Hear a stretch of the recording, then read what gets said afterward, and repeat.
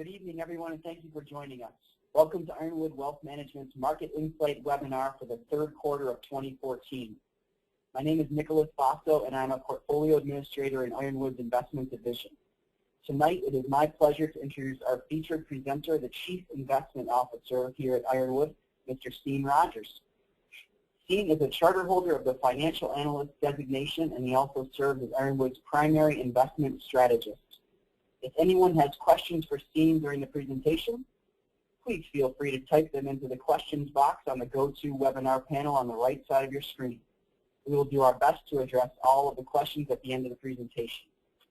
And now, without further delay, please join me in welcoming Steen to lead this evening's presentation. Steen?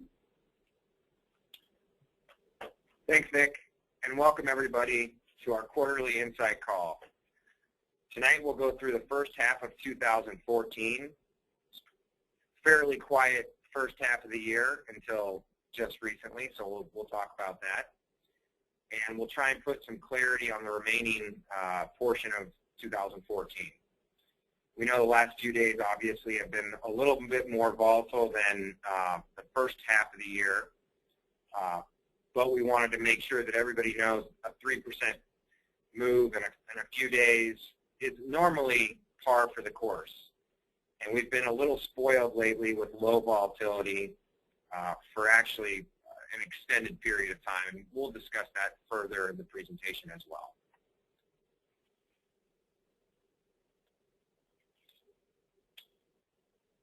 Like always, we'll go over returns for the previous quarter, which was quarter number 2, and then we'll go through what we see as implications for the rest of 2014 and how we've changed the portfolio and what our thoughts are as far as investment implications and what does it mean to our portfolios.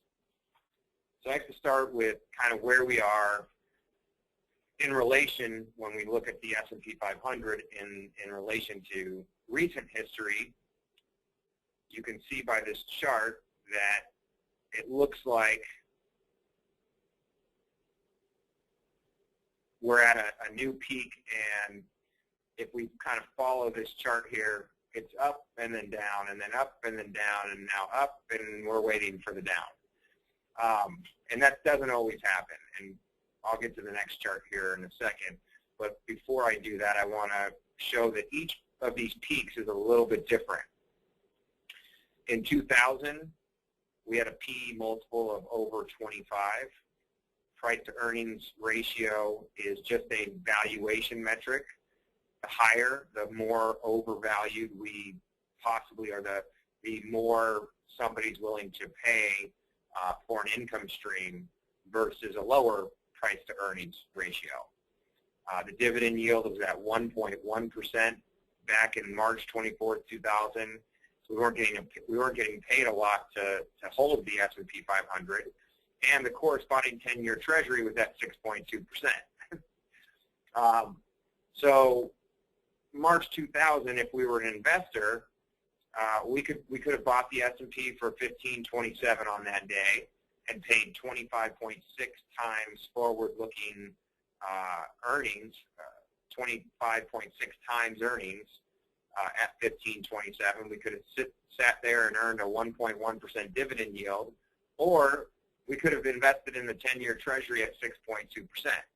But March 2000, when we hit that all-time high back then, markets were going up 30%, 40% per year for 3 years in a row. And so 6.2% in a 10-year Treasury didn't really seem all that appealing back in March 2000. Now, fast forward to June 2014, if we could find a 6.2% 10-year Treasury, it'd be very appealing right now in this environment. So each of these, I bring this up just to show the differences. And even if we look 7 years ago, back October 2007, when we reached 1565, the P/E multiple wasn't stretched. 15.2, we're at 15.6 now. That's well in line. That's about average. Not overweight, not underweight. It's pretty, historically speaking, right along par with fairly valued what people will usually pay for the S&P 500 earnings. The dividend yield, 1.8%. That's typically where the dividend yield has sat for a lot of recent history. But the 10-year Treasury, 4.7 versus 2.5.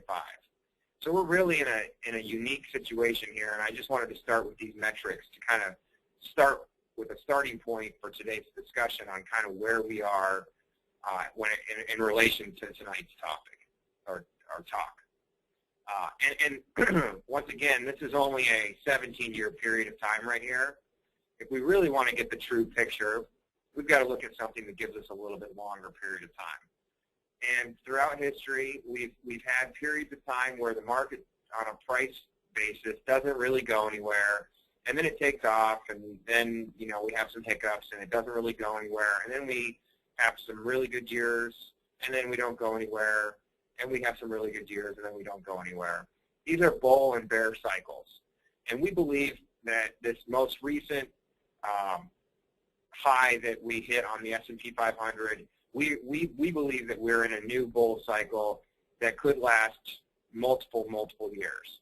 That doesn't mean that we won't have some hiccups along the way that will be 10 or 15 or 20% declines in the S&P 500, but to see a long period of time where we get some pretty good returns from equities, that wouldn't surprise us.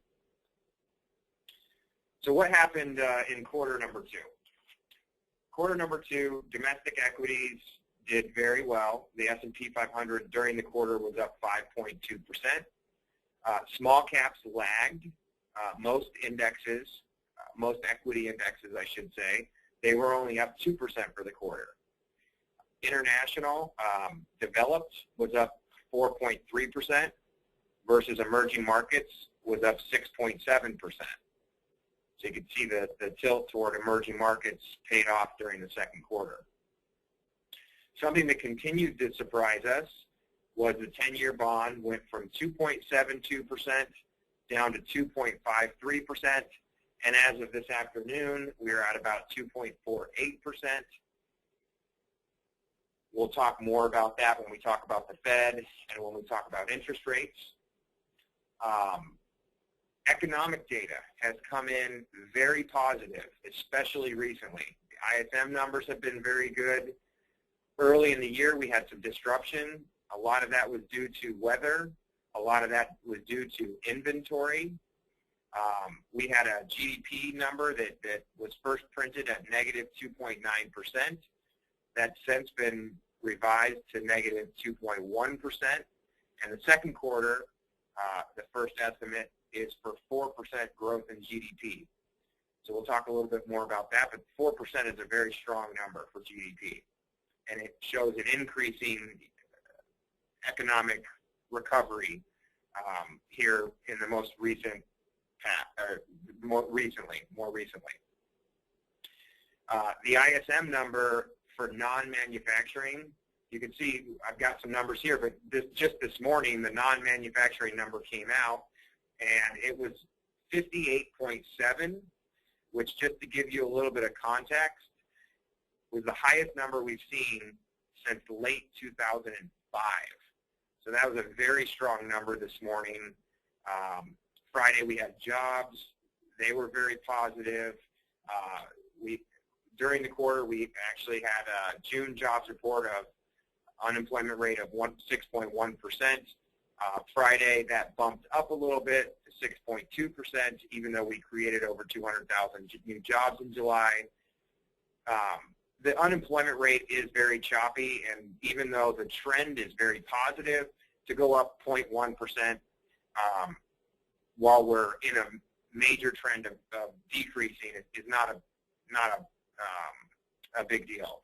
A lot of folks who were despondent and were answering some of those questions, I'm not looking for work.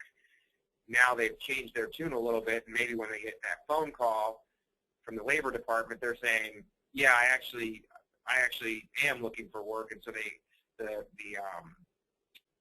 labor force has actually increased, and that was partly why that 6.1 bumped up to 6.2. But the overall projection is still an improving unemployment number and improving employment numbers.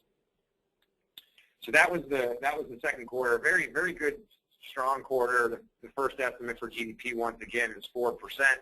That is a very strong number, and it a lot in part has to do with we were kind of making up for that first quarter slowness, some inventory and weather problems that we kind of made up for. But so far in the first half of the year, REITs have been the strong performer at just over 16% for domestic REITs. The S&P is up 7%. Now these are as of June 30th. So a lot has happened in July. So these numbers are a little bit, they're 30 days old, and stocks have come down since then a little bit. But this is where we were at the midpoint of the year.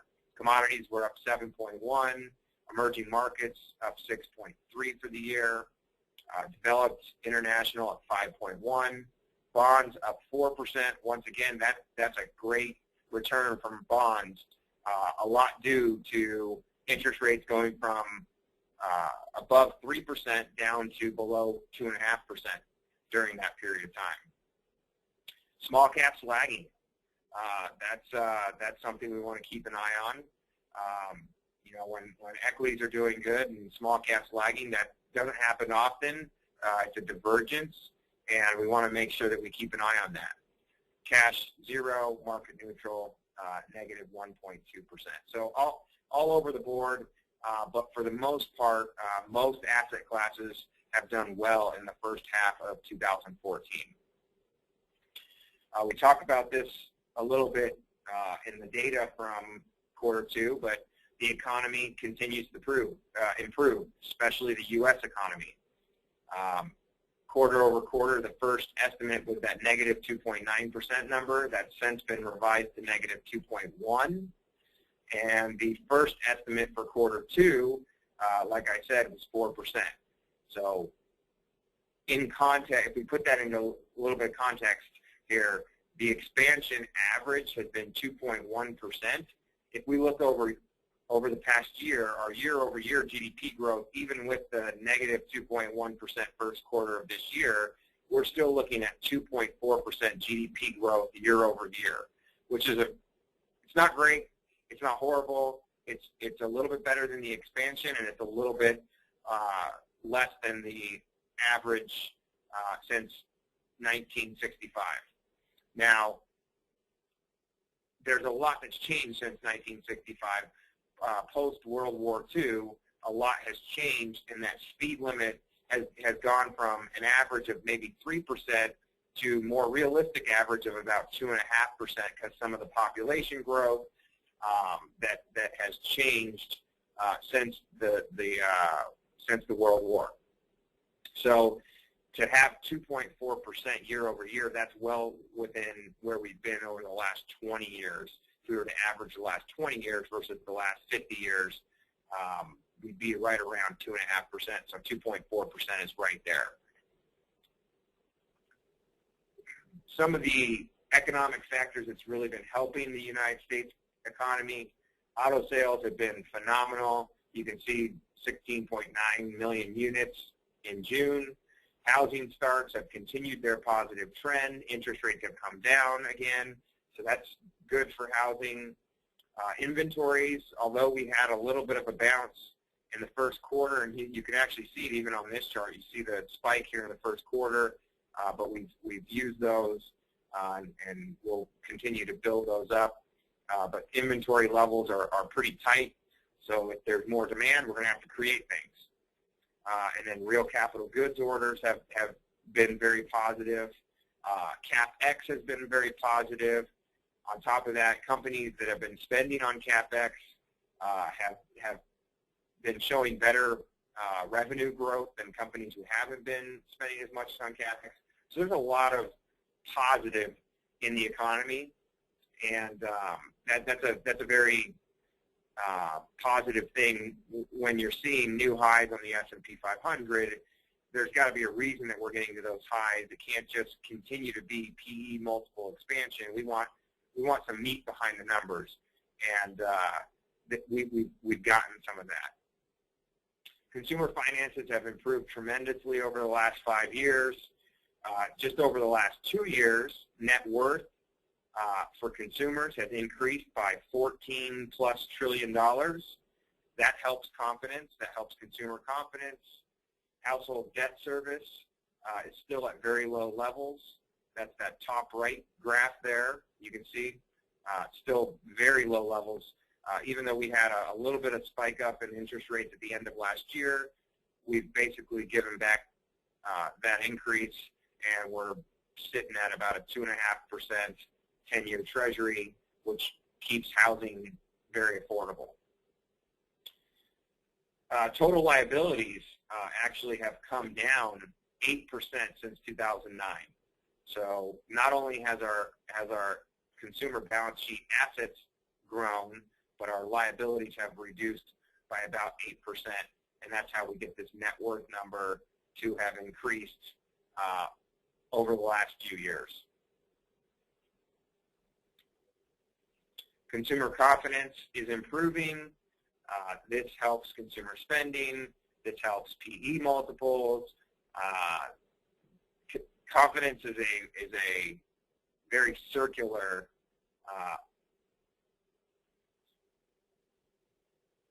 momentum-driven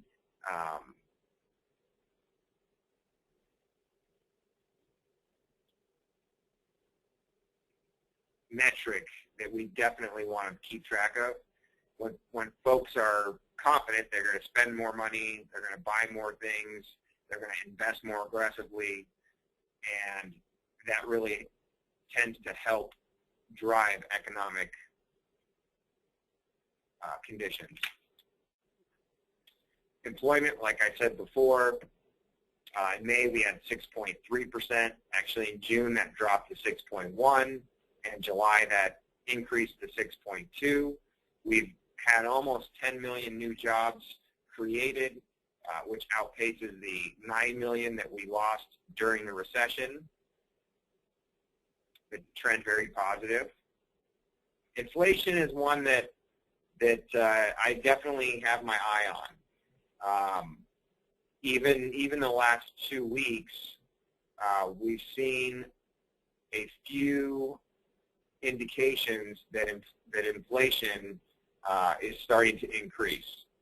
I think the best place to look for this is wages and look at some of the employment reports, because when wages start to increase, that's going to have an impact on our CPI and on our inflation.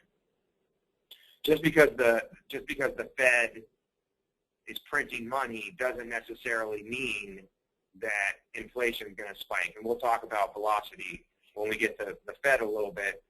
But you know, a lot of folks are kind of confused that inflation hasn't really gotten out of control because the Fed's balance sheet has grown so much, and we'll discuss why that is when I get to the Fed, which is coming up here in a couple of slides.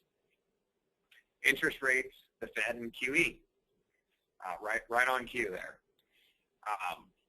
So interest rates have really confused a lot of economists, including myself. I'll be the first to tell you that at the end of 2013, interest rates were at 3%. They had been increasing. You can see here we were increasing. We thought those were going to continue to increase, 3.5%, 4% on the 10-year Treasury, and lo and behold, the first part of this year, interest rate, the 10-year Treasury went back down to 2.5%. It doesn't make a lot of sense to me. The economy is picking up. The Fed is telling us that they're going to be done with QE, but they still are buying a lot of bonds, and they're the biggest buyer of bonds that's out there. Not only are they continuing to buy with quantitative easing, but also when their securities are maturing, they're rolling those over and buying new securities with the maturing securities.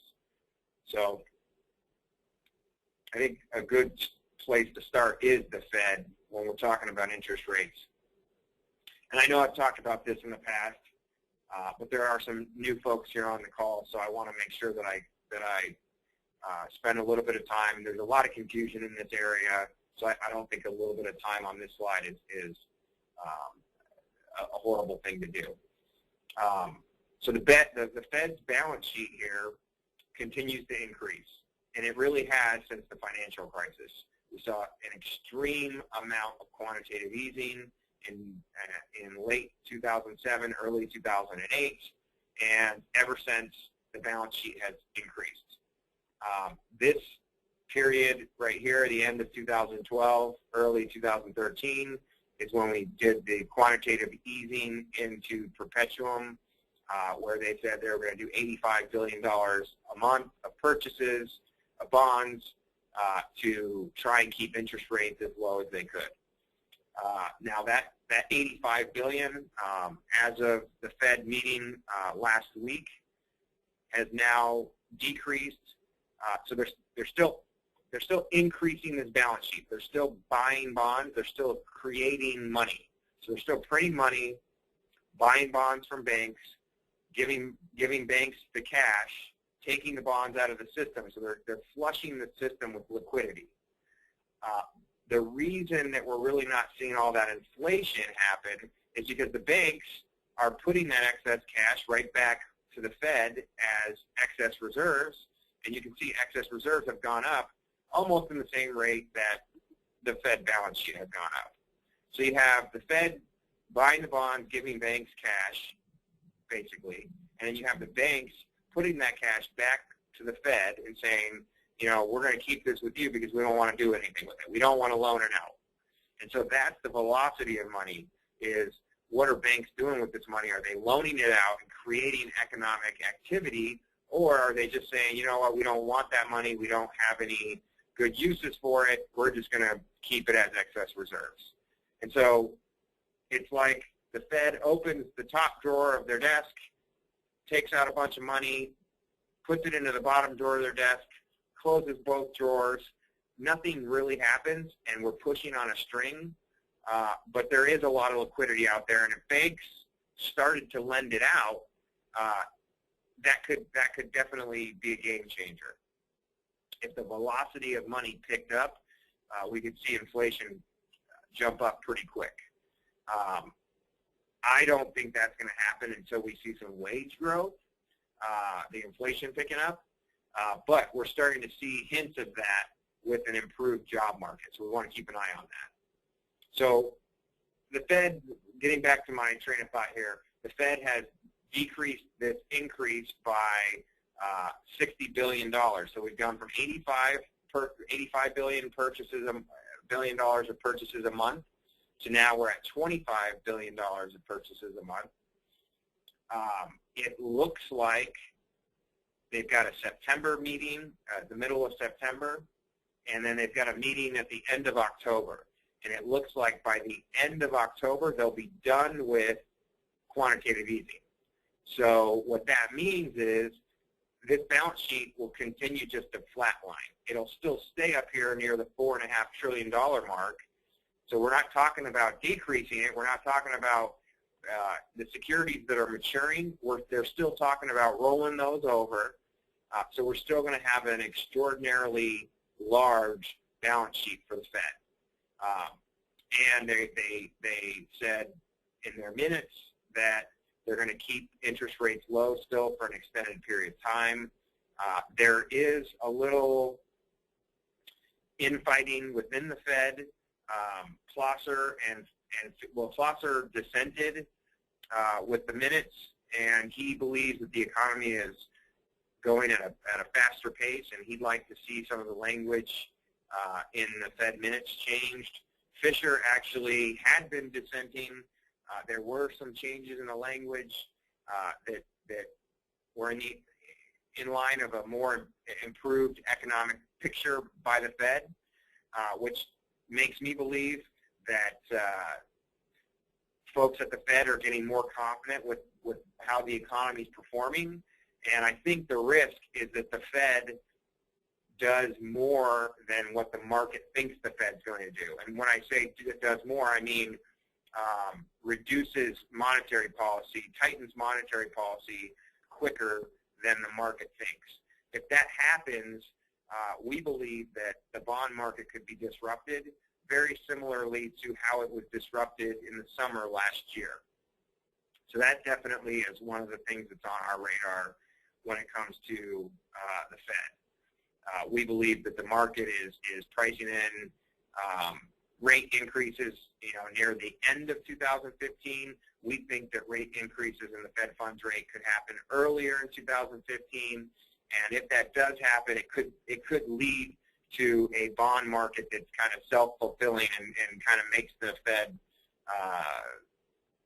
react faster than they may want to.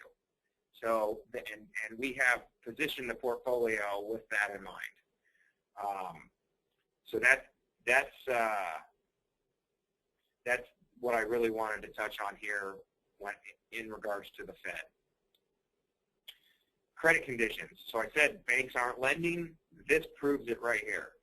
The average credit score on approved mortgages, you can see how much higher it is than it was in the 2000s, all the way even, 2003, 4, 5, 6, 7, 8, not until 2009 when the financial crisis happened did lending standards start to tighten up. And you can see even more recently, you've got to have a 740, or the average score is for approved mortgages is 741. That's a pretty high score for an approved mortgage. You can see compared to the last, if you look at the last 5 or 6 years compared to the previous 10 years, you've got a substantially higher credit score. It's the average for approved loans. Delinquency rates on residential, consumer loans, and commercial and industrial loans has all come down. You can see the residential really spiked up during the financial crisis, and it's come down a lot, but it's still at elevated levels. And banks aren't, they're not eager to go out and lend if this is the case. And so that's probably why this 741 is what the average is. Mortgage originations, much lower, even though we're in a very advantageous environment for new mortgages. Housing prices haven't gone out of control, but mortgage rates are at historic lows. But you just don't see the originations like you did in the late 90s and 2000s. But that's, the housing market was one of the hardest hit markets during the financial crisis, so there's a lot of recovery that's happening in there, and you're just not seeing the originations like you once were, which is not necessarily a bad thing. Common equity as a percentage of total assets for all FDIC-insured institutions. This is the Great Depression, basically, to more currently. And you can see the level of common equity as a percentage of total assets is at levels that we really haven't seen since the Great Depression.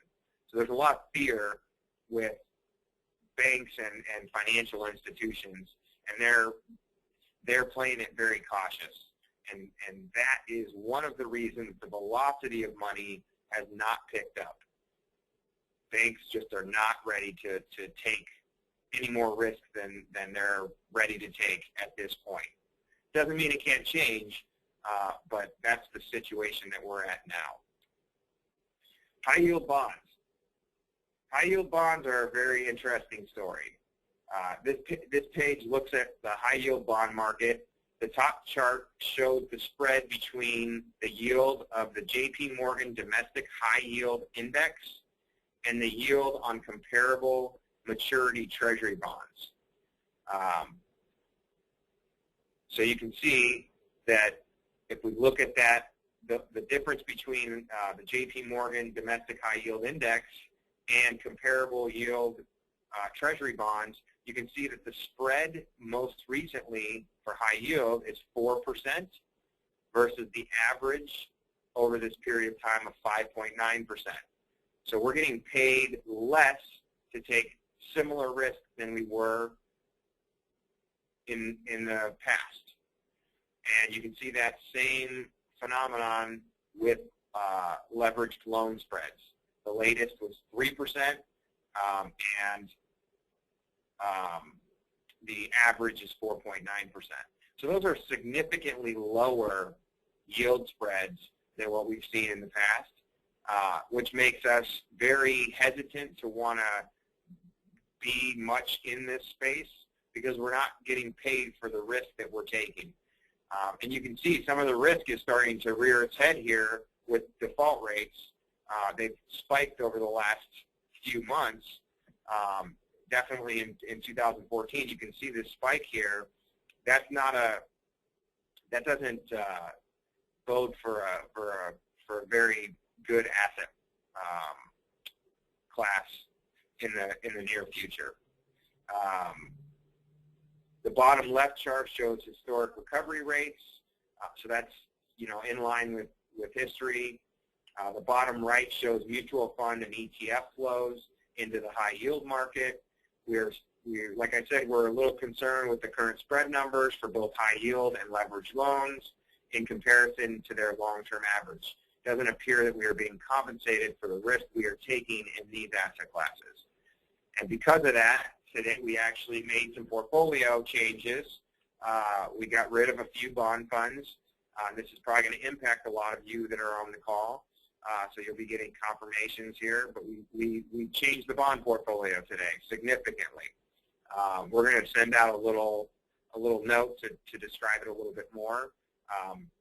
But you'll be getting that here in the next couple of days once we get that together. But know that we are cognizant of this, and this is the reason why. We just don't believe that we're getting paid for the risk that we're taking in some of those spaces.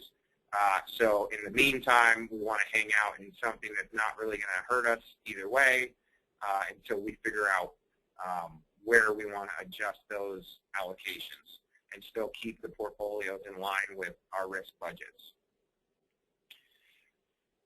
Fixed income yields and returns. We've shown this chart before. This is just what's the impact of a 1% rise or fall in interest rates.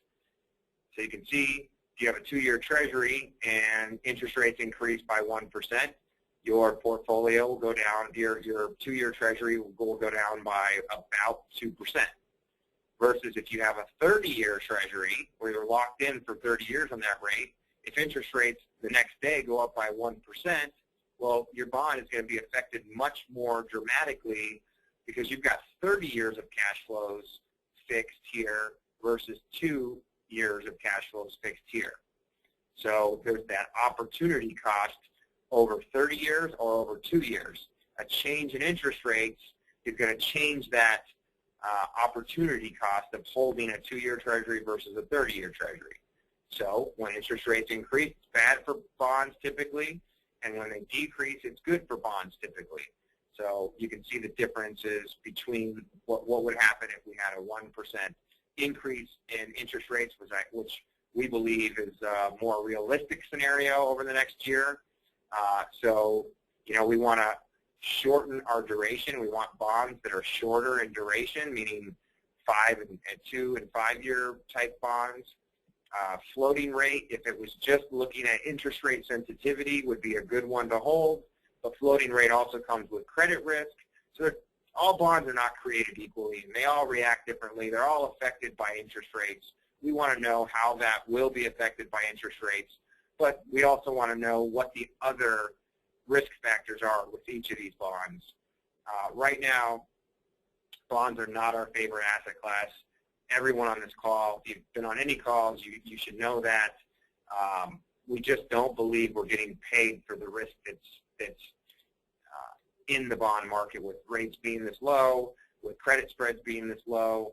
And so, we've definitely shortened our bond portfolio and actually reduced the credit risk more recently in that portfolio.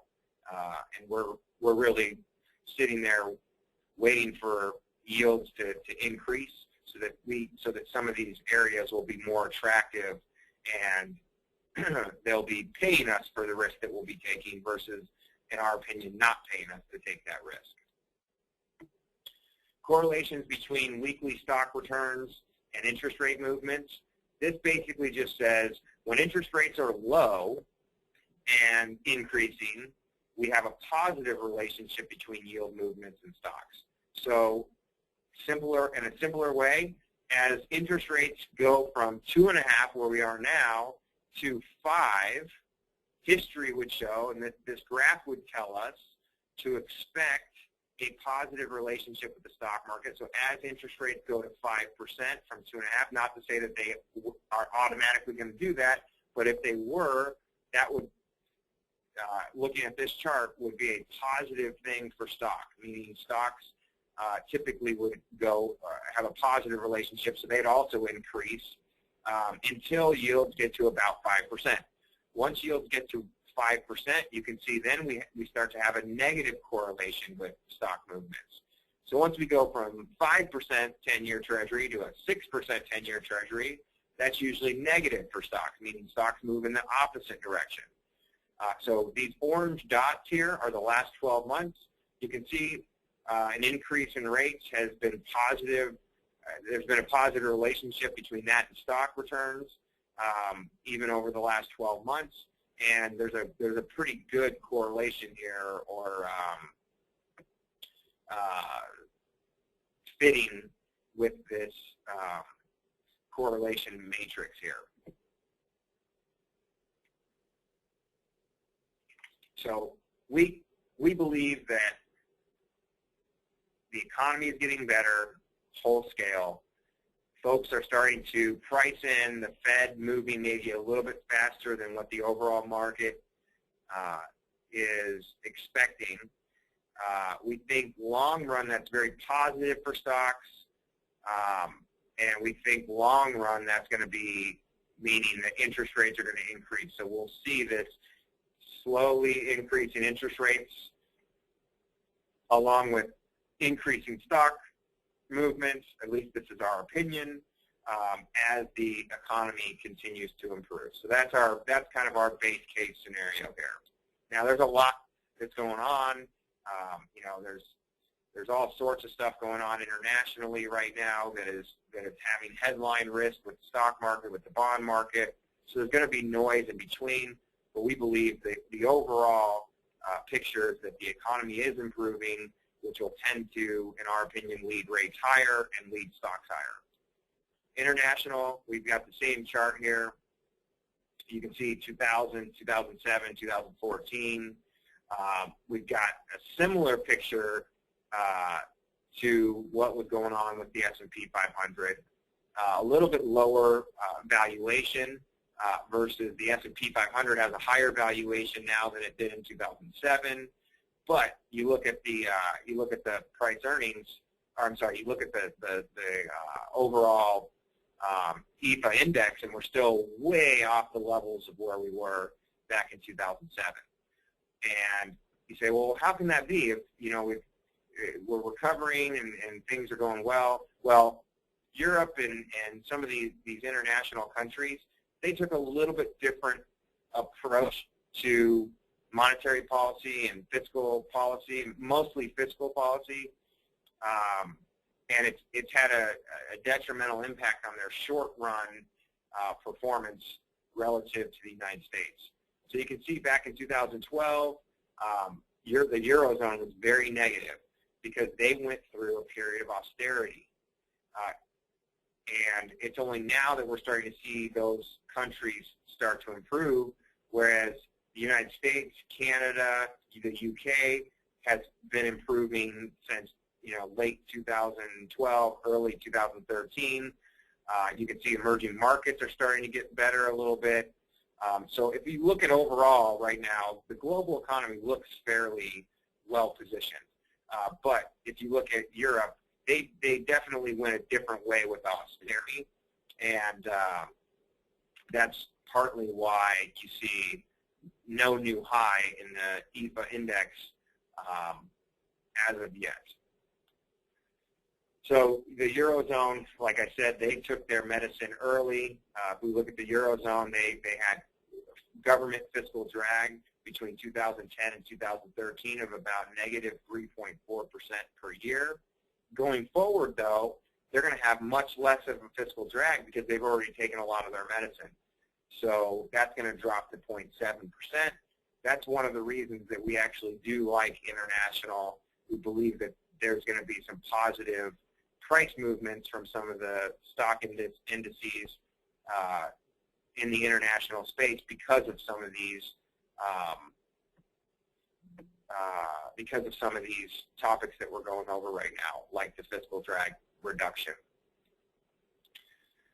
Valuations on a wholesale basis, developed markets, if we were to look in historical perspective, valuations are getting a little bit more expensive for developed markets. But in the context of low interest rates, you could definitely make an argument that PE multiples, valuation metrics should be higher during this period than versus a period where the 10-year Treasury is at 4.5% versus 2.5%. So you definitely can make that case. And we believe that if we look at developed markets as a whole, we're more in line with properly valued, with the emphasis on growing revenues to increase stock prices versus what we've seen over the last 5 years, which was increasing multiples to increase stock prices. So we believe that we're getting much more closer to fairly valued if we're not there already. And what's going to move the market is not people getting more confident and PE multiples expanding, but actually companies earning more and making more revenue.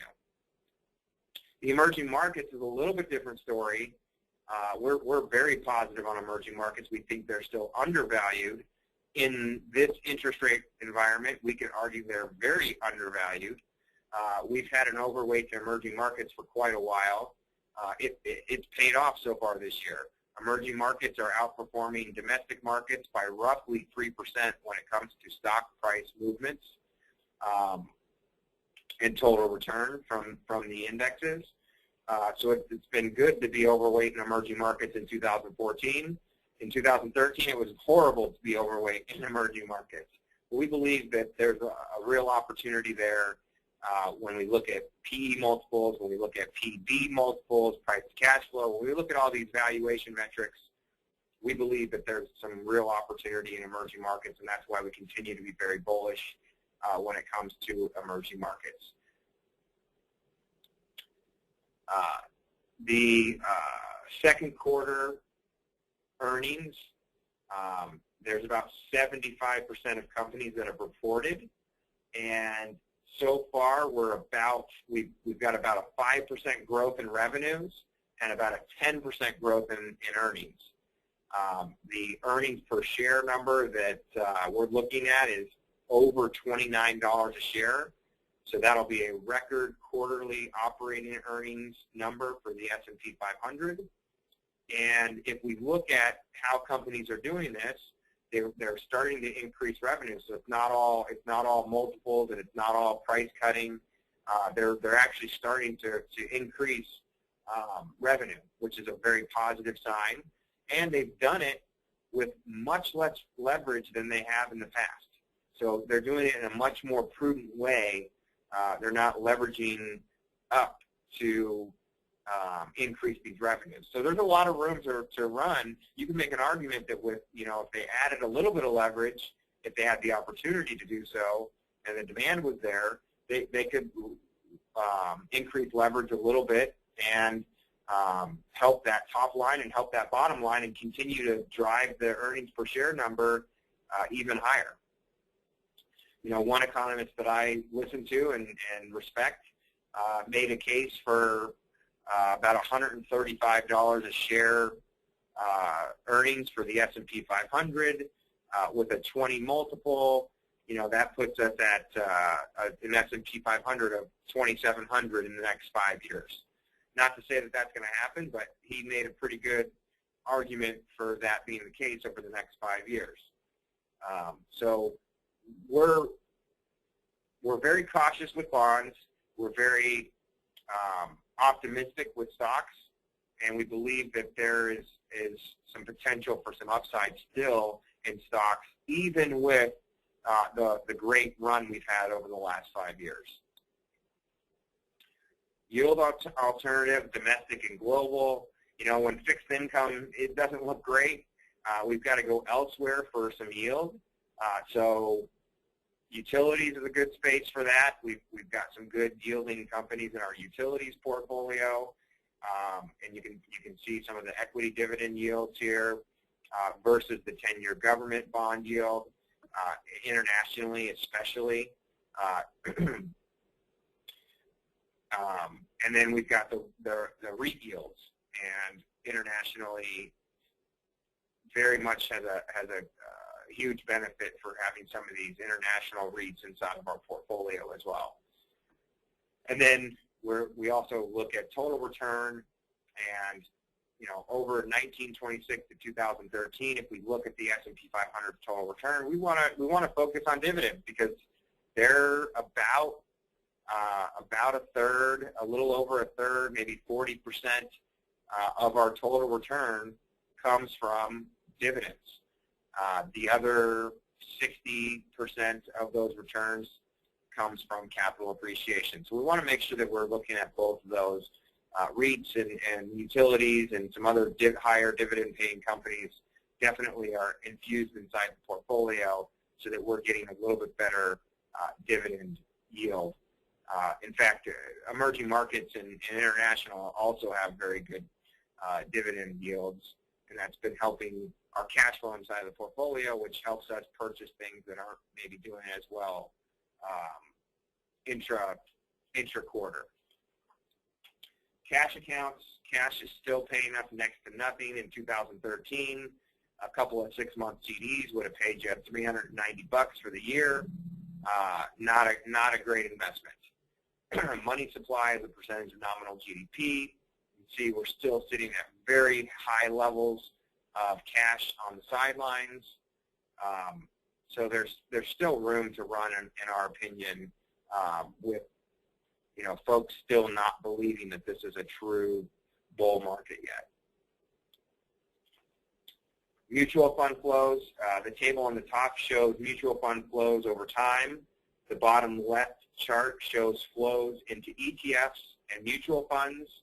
And the bottom right chart shows the difference between flows into bond mutual funds and flows into stock mutual funds.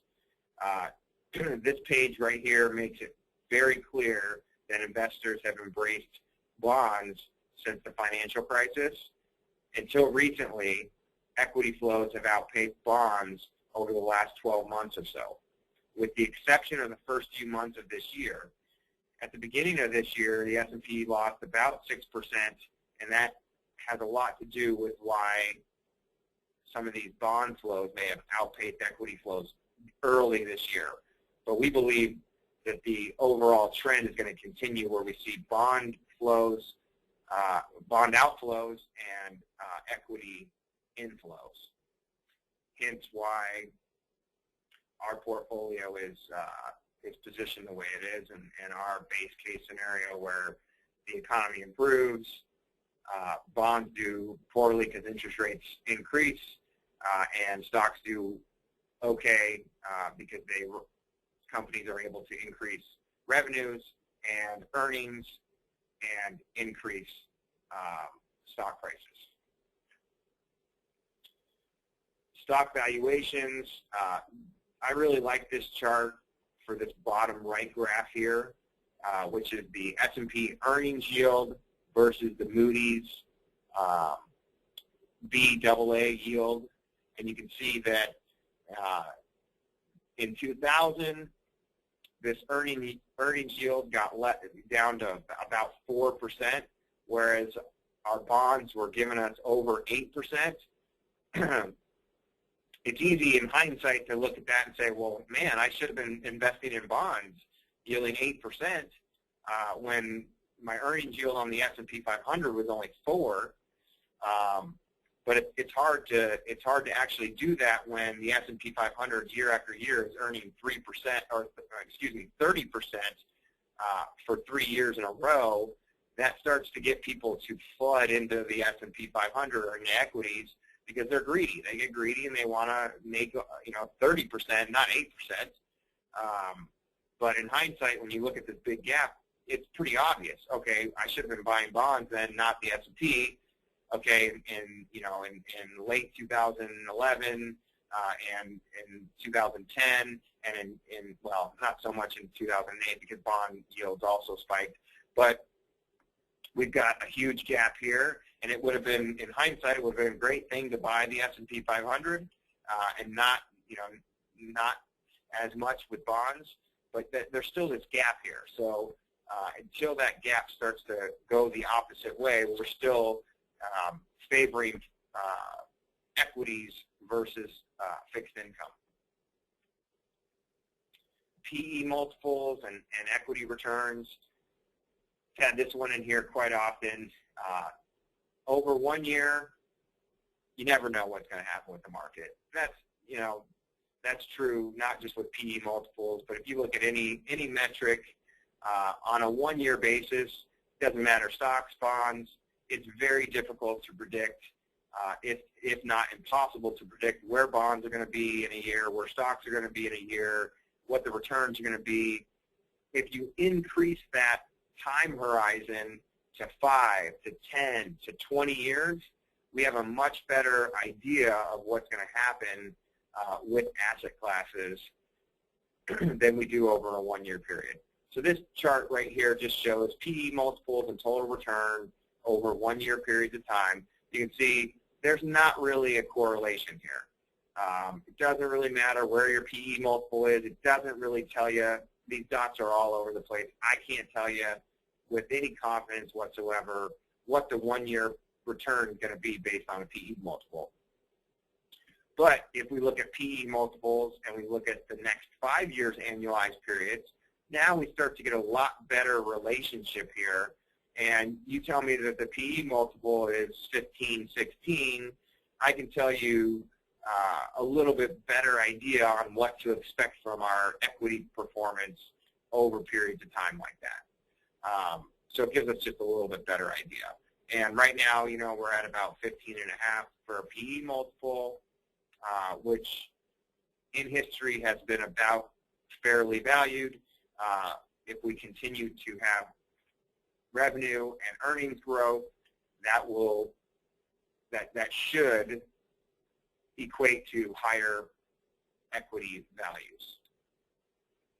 Diversification and the average investor, more diversified portfolio is going to can reduce our risk significantly without really giving up the return. This is just a hypothetical portfolio versus one with a lot of asset classes, one with not as many asset classes. The returns are very similar, yet the risk is significantly less with the more diversified portfolio versus the less diversified portfolio. The average investor, a study done by Dalbar, just shows that the average investor has earned about 2.5% over the last 20 years versus some of these other indexes where if we would have just bought and held and not worried about the fluctuations, we would have gotten a much higher rate of return. The average investor is basically keeping up with inflation. A lot of that has to do with emotions and buying and selling at the inopportune times versus having a more long-term approach to your investment philosophy. Once again, this just shows the importance of having the right time horizon. Like I said before, you give me a 1 year period of time, I can't tell you where equities are going to be. I can't tell you where bonds are going to be. There's such a big spread. The best year from 1950 to 2013, the best year for the S&P 500 was 51%. The worst year was negative 37%, and everywhere in between. So equities cannot be an investment for a 1-year time horizon. Your distribution of outcomes is just enormous. Even bonds. You look at bonds, and the best year is 43, the worst year is -8 over this time horizon. That's still a very, very large distribution there. And if we had a 50-50 portfolio, still a very large distribution. Now, if we look at 5-year periods of time, now we can start looking at, okay, a 50-50 portfolio over this period of time would have not lost money on any 5-year period of time. The worst 5-year rolling total returns would have been 1% per year. Nothing to write home to mom about, but you didn't lose money. So we really want to make sure that if we're in stocks and bonds, we want to have the right time horizon. Usually that means 5+ years. If we're looking at stocks, that probably means 10+ years. And the further we go out, the better, the lower the distribution and the better our results become for holding more aggressive assets. You see over this period of time, the average total return for stocks has been 11.1%. If we would have had $100,000 over 20 years growing at 11.1%, that equates to an $827,000 portfolio in 20 years. Bonds earned 6.1% over that period of time. 100,000 grows to 327, and if we had a 50-50 portfolio, you're at 9%, which over 20 years equates to a $564,000 portfolio. So just time, the importance of the time frame is why I bring this slide up every single presentation. I think it's very important for everyone to remember this key investment philosophy. This slide I wanted to end with, I think it's the last slide. If not, it's one of the last slides. Just to remind everybody that volatility is par for the course. We have not seen volatility over the last 2 years. The biggest intra-year pullback we've seen is 6% through the last 2 years. So, and then even if we include 2013, the most was 10%. I mean, give me a break. We expect intra-year drops of 14.4%. That's the average intra-year drop, even though annual returns are positive 26 out of 34 years. So the fact that we haven't had even an average drop in the last 3 years should tell you that we have not seen volatility. Volatility has not been prevalent in this market. That is unusual. Usual is volatility. And so when we have a couple of day period of time where the stock market goes down 3%, that's not out of the ordinary. The reason that over long periods of time we get paid a little bit more to hang out in stocks than we do in bonds, and more in bonds than we do in cash, and vice versa, is we're putting ourselves at the risk of having an intra-year drop of 28% or 34% in 2002. And over the long run, we can start to expect these higher rates of return, but we're going to put ourselves at risk. And that's why we build these diversified portfolios, because every one of our investors has a different goal, and some can and can't take a 28% or a 49% intra-year drop in part of their portfolio. So we want to make sure that we have the correct portfolio for each and every one of our clients. So that was the last chart there. What does this all mean to the portfolios? Investment implications. This has changed a little bit. We made some pretty big changes in the portfolio recently. Our overweights are commodities. Our overweights are short-term treasuries, or what I would refer to as a cash alternative, kind of hanging out until interest rates improve or credit spreads improve so that we can get paid for the risk that we're taking. We're not getting paid a lot in these short-term treasuries either. It's just a safe haven for our bond portfolio until rates, in our opinion, stabilize and the Fed kind of gets out of the way. There's a lot of unknowns with when the Fed unwinds that balance sheet. That's going to start to happen, and we don't know how the bond market's going to react. We'd rather be safer in our bond portfolio and be protected, and so that's why we've opted for a bigger position in these short-term treasuries. Market neutral is another safer, another lower volatility area that will give us an okay return, but more importantly, lower volatility without taking maybe necessarily interest rate risk. So it could be an alternative for some of our fixed income in some of this market neutral area. Emerging market equities, I already talked about those.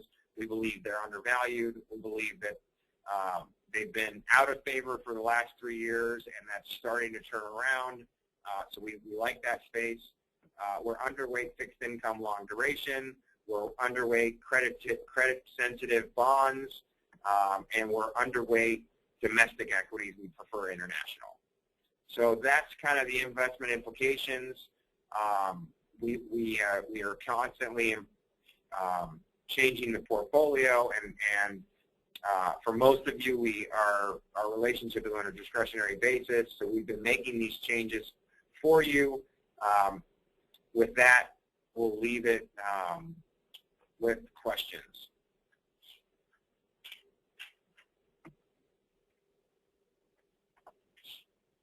Okay, you heard it directly from Sean. We are opening up the floor for any questions from the meeting attendees. Please feel free to type your questions into the chat box that is attached to your GoToWebinar toolbar.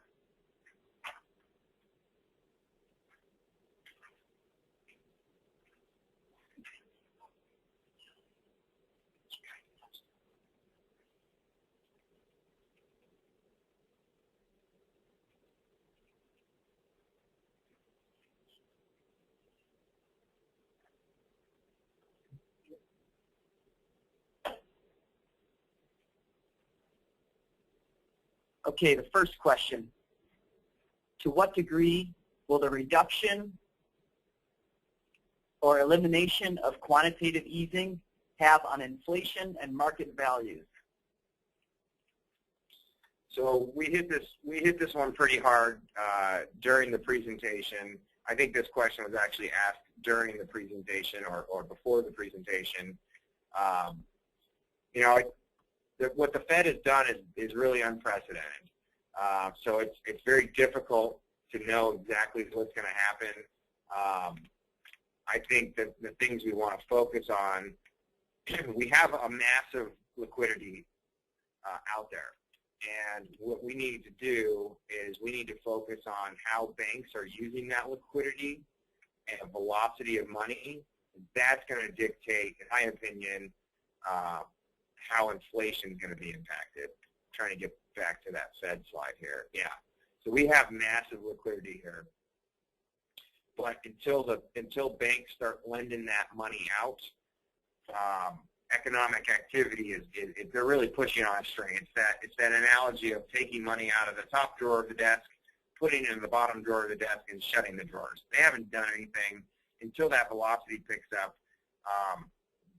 They're just flooding the system with liquidity. Banks are just saying, we don't want the liquidity. We want to keep it as excess reserves, and that's why you haven't really seen any increase in inflation, but a lot of people are worried about it because there's this huge balance sheet that the Fed's got.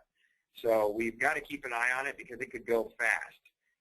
And the other thing that the other part of the question was market values. It really depends on how quickly they sop up that liquidity and increase interest rates, and how the real estate market reacts to it, and how companies react to it, and how people react to it. That's the bigger hurdle with the Fed. It's not necessarily that their liquidity and their purchases are doing anything economically right now, but psychologically it's doing a lot. and you've got large institutional investors and day traders and options guys and all these folks making bets. You know, that's not what you're going to hear from Ironwood. We're not making bets with the portfolios, but there's a lot of institutional and professional investors out there that are making bets that, hey, the Fed has been acting as a backstop, so we're going to take this opportunity to buy aggressive assets because we think they're going to go out. If the sentiment changes and folks start to think the Fed's going to do more stopping up than what the markets think, and that backstop may not be there, then asset prices could do what we saw them do last summer, which is stocks, you know, dipped pretty good, but bonds actually dipped even worse because interest rates spiked up, which impacted stocks. But the overall economic data that we see is very positive. So we believe that the Fed is going to be able to exit, and it's definitely going to be choppy, or at least we think it's going to be choppy. And we should expect a lot more volatility than what we've seen over the last 2 years. But in the long run, we believe that positive economic data is positive for stocks and negative for bonds. With that said, we will never, you know, go outside of our clients' comfort zones. We build portfolios for particular goals, so we're never going to abandon an asset class like fixed income just because we don't believe that it's a great opportunity. We need the safety of fixed income, and that's why we've opted for those short-term treasuries for now, while we wait to see what the Fed's going to do.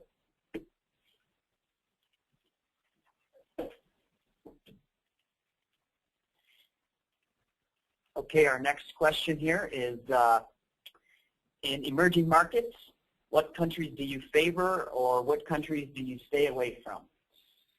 That's a tough one in the emerging markets, and that's why in part of our portfolio we have experts that are looking out and managing those portfolios for us, and then in some areas we just buy the index. But you can see here from this valuation metrics, I would favor the BRIC countries more, and when I say BRIC, I mean Brazil, Russia, India, and China. India's over here. So all of those, you can see undervalued, undervalued, undervalued, undervalued. Now there's reasons that these are undervalued, and you need specialists in there to pick the companies that are in each of those countries. But those are the areas that have been hit the hardest, especially China. We are very bullish on China. Brazil, they're not as undervalued, and India is not as undervalued. India's actually had a really good run as of late. But those are some of the areas that we would favor as far as country specific.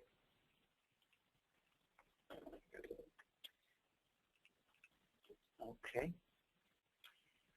And then last question is, given the potential for rising interest rates here over the course of the next year and a half, what would be your outlook seen for the utility and REIT asset classes?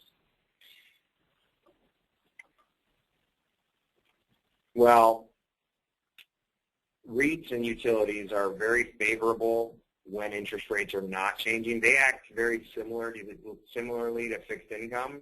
Right now, they're giving us a yield advantage, but as interest rates increase, they're going to get hit. And we saw that last summer. As interest rates increased, utilities and REITs did very poorly.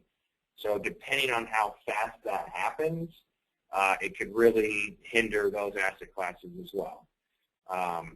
If it's a slow rise in interest rates, it might not be as painful in some of those areas, but increased interest rates would have a negative impact on utilities and REITs in general.